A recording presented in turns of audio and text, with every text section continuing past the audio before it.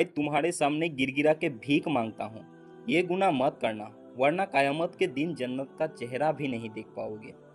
अल्लाह इस गुनाह को कयामत के दिन कभी भी माफ नहीं करेगा। कुरान कहता है, मैं नहीं कहता। इस गुनाह को करने वाले कभी भी जन्नत में नहीं जाएगा। बेशक नमाज छूट जाए, हराम खा लिया कभी, कितना बड़ा गुनाह है ना, पर इस गुनाह के सामने वो गुनाह कुछ भी नहीं है दोस्तों।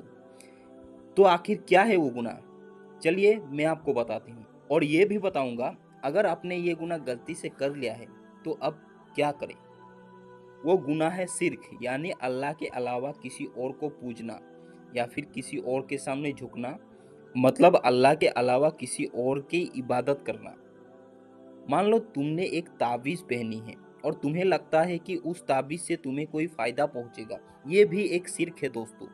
अब मेन मुद्दे पे आते हैं। अगर आपने गलती से ना अनजाने में जाने कुछ भी हो शिर्क कर लिया है तो अब करे क्या? कुछ नहीं दोस्तों, सिंपल बात है, अल्लाह से तौबा करे। बेशक अल्लाह रहम करने वाला है।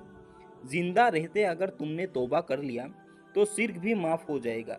इसका उदाहरण सहाबा इकराम है, जो पहले नबी के आने से पहले शिर्क करते थे।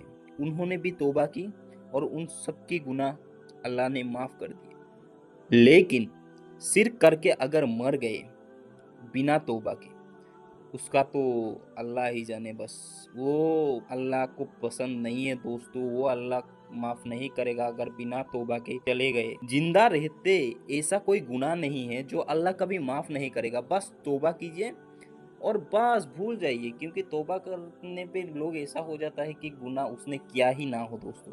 तो अल्लाह से तौबा कीजिए जितना हो सके, शिर्क ना करे दोस्तों, शिर्क करना हराम है। अगर हो गई है तो तौबा कीजिए, माफ हो जाएगा।